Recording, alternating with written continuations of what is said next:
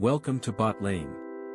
In 6 steps you will run a Telegram bot backed by any provider, with session memory and an allow list. Step 1. Install the published package globally with npm. Step 2.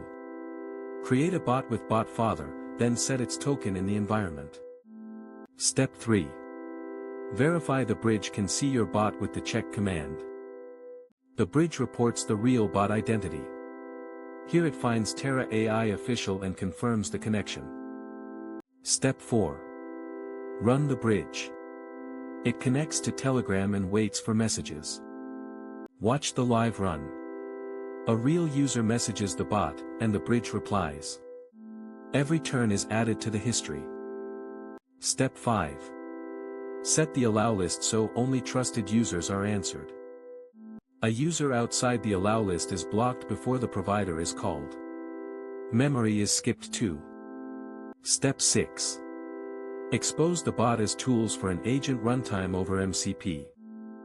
The MCP server reports 5 tools, including check and send. The agent runtime calls send, and the message arrives in Telegram. That is Botlane. Install the package, link to the repository, and follow Talocode for more.